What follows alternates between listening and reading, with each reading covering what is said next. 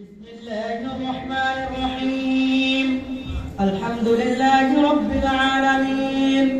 والصلاة والسلام على سيد المرسلين وعلى آله وأصحابه والأئمة المحدثين. أما بعد، فإن أصدق الحديث كتاب الله، وأحسن الهدي هدي محمد صلى الله عليه وسلم، وخير الأمور عواقبها، وشر الأمور محدثاتها، وكل محدثة بدعة، وكل بدعة ضلالة، وكل ضلالة في النار. باب قول الله تعالى: ونضع الموازين القسط ليوم القيامة وأن أعمال بني آدم وقولهم يوزن. وقال مجاهد: القسطاس العقل بالرومية، ويقال القسط مصدر المقسط وهو العادل، وأما القاسط فهو الجائر. فضيلة الشيخ العلامة إمداد الحق شيخ باليا حفظكم الله وأكرمكم في الدارين، عن فضيلة الشيخ نور الدين قاوربوري رحمه الله تعالى. وحدثنا المفتي نجم الحسن بن نور حفظكم الله وأكرمكم في الدارين، عن فضيلة الشيخ نور حسين القاسم رحمه الله تعالى، عن الشيخ فخر الدين مرتضى رحمه الله تعالى. وحدثنا الشيخ أبو بكر القاسم حفظكم الله وأكرمكم في الدارين، عن الشيخ عبد الحق العاظمي رحمه الله تعالى، عن فضيلة الشيخ شيخ الإسلام حسين أحمد المدني،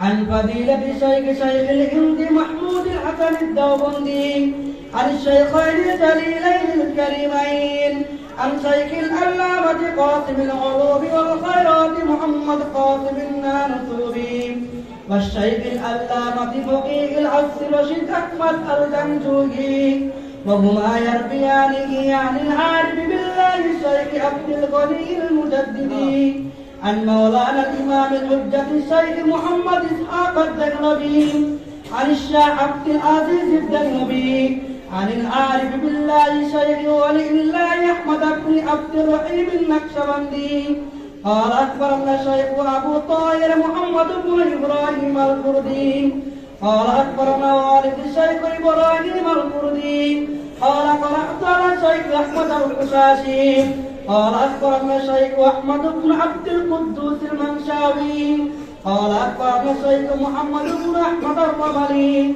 عن الشيخ زكريا بن محمد بن يحيى الأنصاري، قال قرأت على الشيخ حافظ الحجة أحمد بن علي بن حجر الأسقلاني، عن الشيخ إبراهيم بن أحمد التنوخي، عن الشيخ أحمد بن أبي طالب، عن الشيخ السراج الحسين المبارك، عن الشيخ عبد الأول بن عيسى الحربي، عن الشيخ عبد الرحمن بن مدبر الداودي،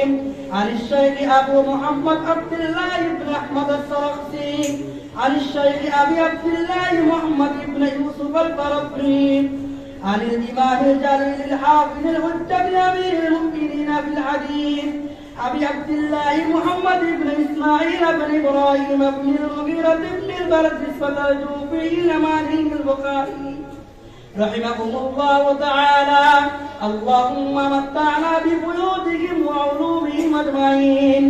آمين يا رب العالمين. قال حدثنا أحمد بن أشكاب قال حدثنا محمد بن فضيل عن عمر بن القعقاع عن أبي زرعة